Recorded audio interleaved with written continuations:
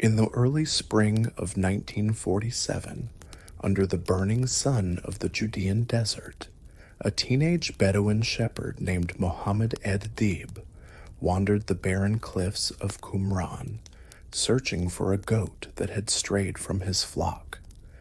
The air was dry. The wind whispered ancient secrets across the desert stones.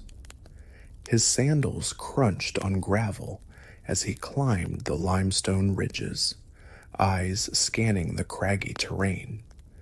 He called out for the goat, but only the silence of centuries answered him.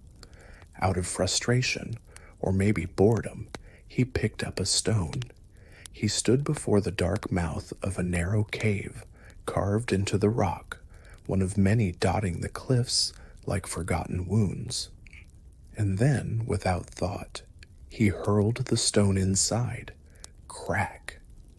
The sound it made wasn't what he expected, not the dull thud of rock on earth, not the clatter of stone on stone, but a hollow echo, sharp, ceramic, fragile, something man-made, something old. Curious and perhaps a little nervous, he waited. Nothing moved, nothing stirred, so he climbed in. The cave was cool and still. The air smelled of dust and dry earth. And there, in the dim light, he saw them. Tall clay jars, some sealed with blackened wax and linen, others cracked open, revealing the edges of ancient scrolls, fragile and yellowed with age. He reached in. What he held was no ordinary parchment.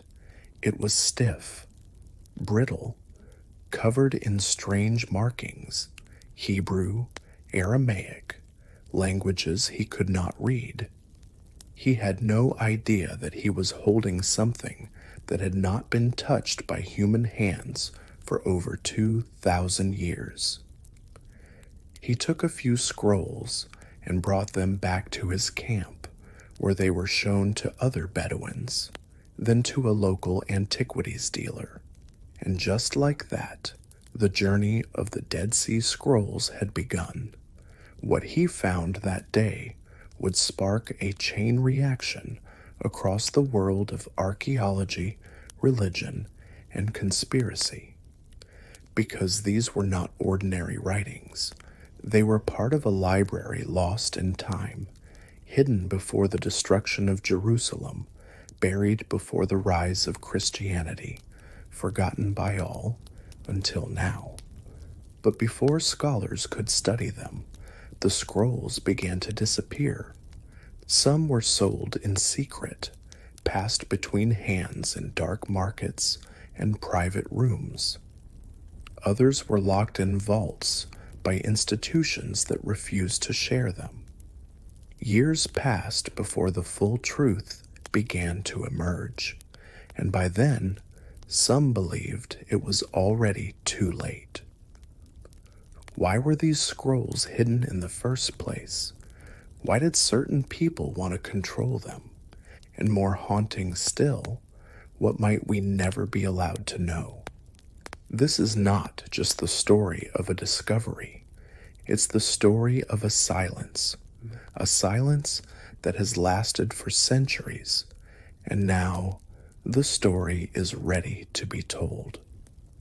When word spread of the shepherd boy's strange discovery, archaeologists and treasure hunters alike turned their eyes to the cliffs above the northwestern shore of the Dead Sea. It was a place so remote, so dry and lifeless, it seemed untouched by time itself. The site was called Qumran.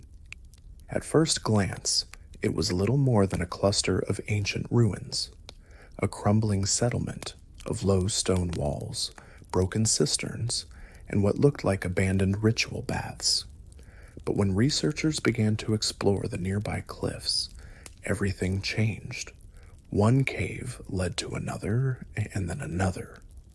By the time the dust had settled, A total of 11 caves had been uncovered, each hiding fragments of scrolls that had survived centuries of heat, moisture, collapse, and silence. Inside those caves, archaeologists found not one scroll, not a dozen, but nearly 1,000, most of them fragmented, some barely legible. They were written in Hebrew, Aramaic, and a peculiar dialect unknown to many scholars at the time. What became clear very quickly was that these scrolls weren't scattered randomly. This was a deliberate hiding place, a library, buried on purpose. The big question was, who hid them and why? Scholars turned to ancient sources and theories and settled in large part on a mysterious Jewish sect that once lived in isolation, the Essenes. The Essenes were not part of the mainstream Jewish population in Jerusalem. In fact, they rejected it. They turned their backs on the temple, the priesthood, and the entire religious establishment, which they saw as corrupt and defiled by politics and greed. They left the city behind and fled into the desert, where they built small communities in silence, seeking purity, discipline, and prophecy. In Qumran, they lived by strict rules. They bathed ritually several times a day, ate together in complete silence, and followed a hierarchy that governed every word, every action. But what they left behind in writing is what truly distinguishes them from any other group of their time. One of the most extraordinary scrolls found among the ruins is now called the War Scroll. In it, the authors describe a final, apocalyptic battle, a war between the sons of light and the sons of darkness. It speaks of the end of days, a divine cleansing, and the coming of two messianic figures. Not one, two. One Messiah would be a priest, holy, wise, a teacher of righteousness. The other would be a king, a warrior, a conqueror, a liberator. Neither of them is named Jesus. And yet, the scrolls were written during the same period in which Jesus of Nazareth is believed to have lived. His teachings, his death, and the early formation of Christianity all unfolded while the Essenes were quietly copying scrolls in the desert, scrolls that never mention him. This has led to countless questions, even now. Did the Essenes know something that challenged the Christian story? Were they connected to the rise of early Christianity or completely separate from it? Some modern scholars believe the scrolls show us the forgotten roots of Christianity before Rome transformed it into an empire-wide religion. Others say the scrolls threaten no faith at all. They simply add texture and depth to our understanding of Jewish thought in the Second Temple period. But then comes the uncomfortable question. If these scrolls are simply academic, why were they hidden? And why, decades after their discovery, were many of them still being withheld from public view? Access was limited, translation was slow, controversy swirled in academic and religious circles, and the Vatican, for years, was accused, rightly or wrongly, of trying to keep key scrolls from ever seeing the light of day. Was it because these scrolls contradicted the official narrative? Or was it simply fear of what people might think or what questions they might ask? Whatever the truth is, the scrolls of Qumran offer more than just religious texts. They offer a mirror, one that reflects not just ancient faith, but modern power, and the lengths institutions will go to control the past. The scrolls contain three types of texts: biblical manuscripts, The oldest known copies of books like Genesis, Isaiah, and Psalms. Apocryphal writings, books left out of the Bible, like Enoch and Jubilees. Sectarian rules and war scrolls, describing rituals, purity laws, and a final cosmic battle. In one scroll, the war of the sons of light against the sons of darkness, an apocalyptic war is foretold. In another, the community rule, strict laws govern behavior, diet, even speech. But the most controversial is a scroll that speaks of a teacher of righteousness, persecuted by corrupt priests. Some scholars link him to John the Baptist, others to a forgotten Messiah, and some dare to whisper, was this Jesus under another name? Then there's the Copper Scroll. Unlike the others, it's not written on parchment, but metal. It lists 64 locations where vast amounts of gold, silver, and religious artifacts were supposedly hidden before the Roman invasion. Treasure? A coded map? Or a symbolic warning? To this day, no one has found what it points to, and that only deepens the mystery. For decades, scholars, archaeologists, linguists, and theologians have worked in silence, hunched over fragmented pieces of parchment and leather, their fingertips brushing against the edges of antiquity. In sterile rooms, under carefully controlled conditions, they've reconstructed broken scrolls like ancient puzzles, restoring faded lines that haven't been read by human eyes in over 2,000 years. The fragments were scattered, torn, crumbled, faded to near invisibility. And yet, slowly, patiently, the voices of the past began to whisper again. What emerged was not a single book, but a vast and varied collection of sacred writings, carefully categorized into 3 distinct groups, each revealing something profound and unsettling. The first group contains biblical manuscripts, texts familiar to millions today. Genesis, Exodus, Leviticus, Deuteronomy, Isaiah. But these weren't just copies of the Hebrew Bible. They were older, much older. In some cases, over 1,000 years older than the next oldest version ever found. And with age came difference. A verse missing, a line rearranged, a phrase inserted or omitted. Subtle shifts that challenge the very notion of what we call the Word of God. Is the Bible we know today the same as it was 2 millennia ago? Or has it evolved silently, slowly, through scribal hands and unseen edits? In the scrolls, Isaiah speaks more directly. Psalms are reordered. Deuteronomy is doubled in parts. No glaring heresies, but enough to ask what was changed, and more disturbingly, why?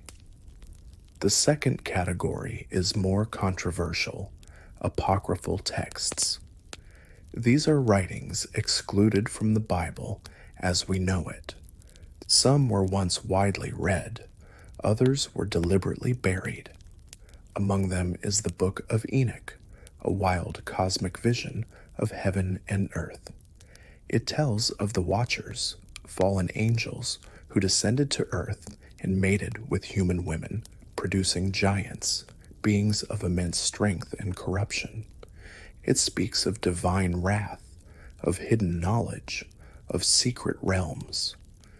So strange, and yet so old. Some early Christians embraced Enoch. The Ethiopian church, still includes it in its canon, but the Western Church banished it. Why? Because it contradicted later doctrine, or because it hinted at truths we weren't meant to explore? The Book of Jubilees is equally fascinating, a retelling of Genesis, but rewritten into a strict cosmic calendar. Every event is tied to celestial rhythms, cycles of weeks, and jubilees. Time itself becomes sacred law, a universe not of chaos, but of divine precision. Then comes the Temple Scroll, a long, detailed blueprint for a massive holy temple that was never built. It's longer than Deuteronomy. It outlines every chamber, every ritual, every sacrifice. But no temple like this ever stood. Was it a prophecy, a lost plan, a vision of purity rejected by political power? And then there's the third category, and perhaps the most haunting, sectarian texts, the inner laws and beliefs of the Qumran community itself. These scrolls pull back the curtain on a hidden world, a desert brotherhood bound by secrecy and sacrifice. They speak of initiation rites, where new members endured a full year of silence, ritual cleansing, and absolute obedience. Every meal, every word, every act was regulated. In the community rule, the punishments are severe. A slip of the tongue can cost a man his daily portion. A careless mistake, exile. This wasn't just a community.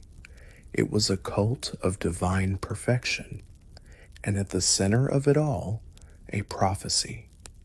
One scroll speaks of a figure known only as the teacher of righteousness, a man chosen by God, wise, persecuted. He's hunted by another shadowy figure, the wicked priest, a corrupt leader who seeks to destroy him. The parallels are chilling.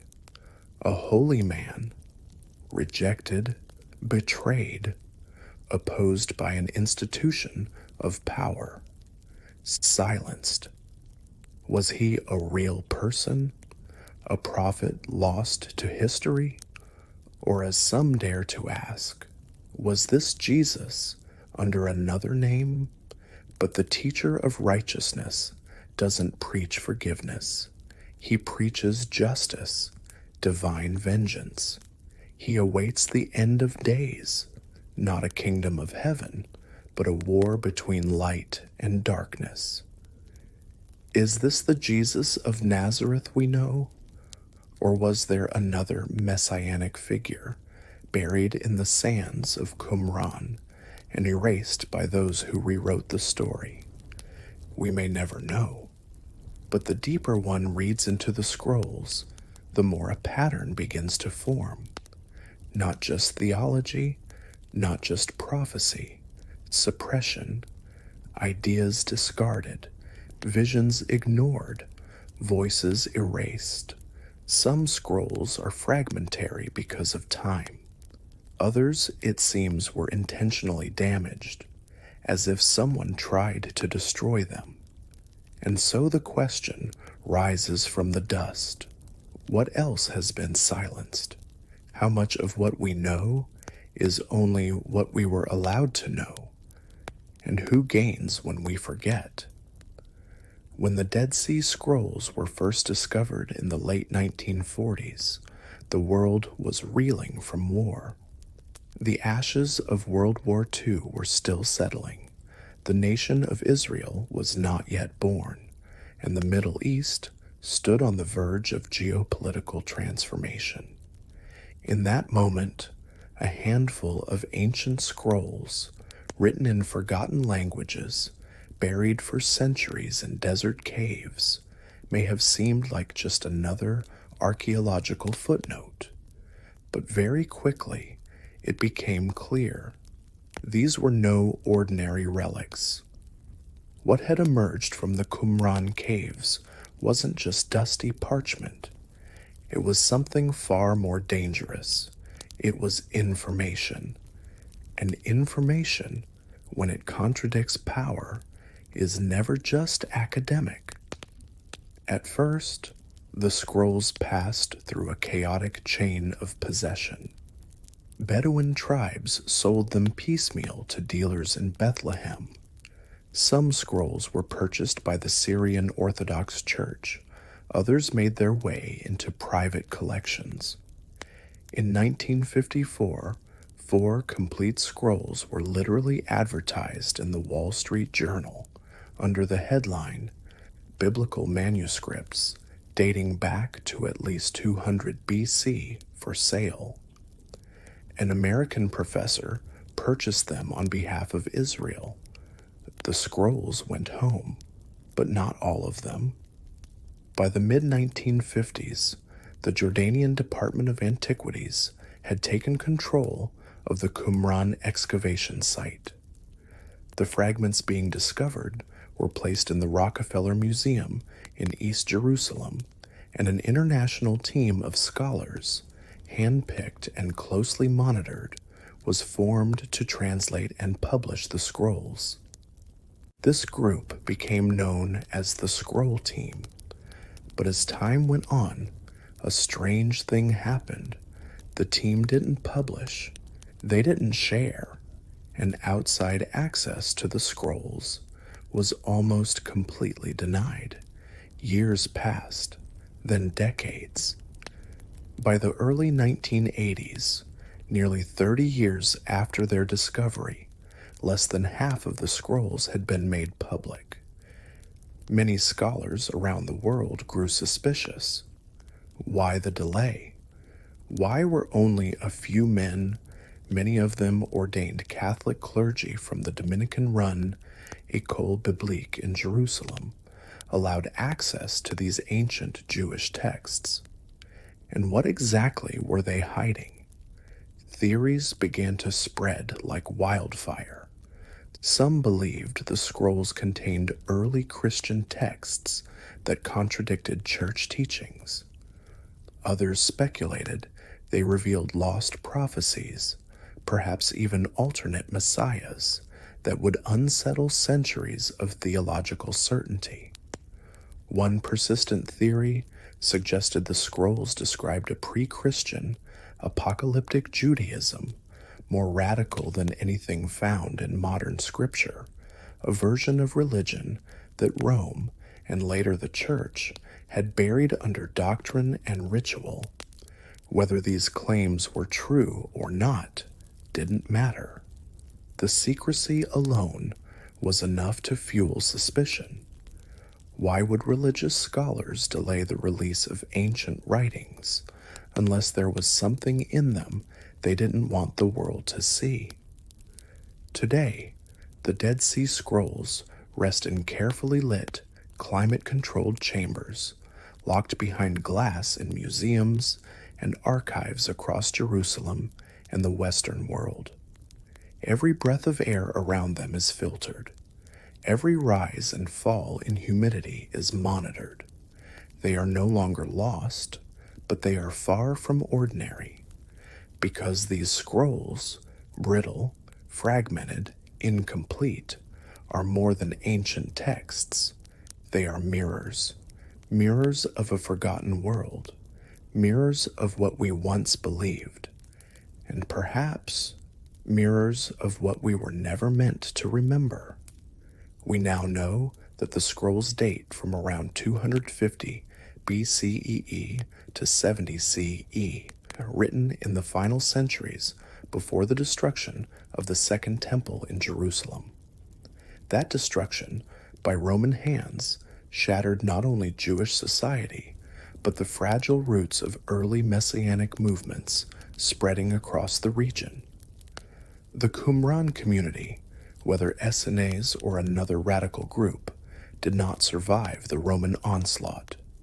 Their settlement was abandoned, their scrolls hidden.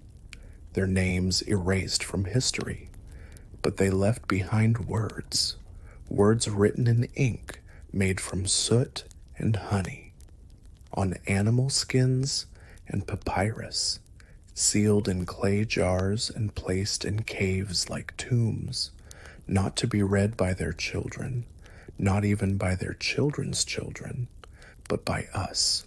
2,000 years later. That's not coincidence, that's intention. The scrolls didn't just preserve religious texts, they preserved worldviews.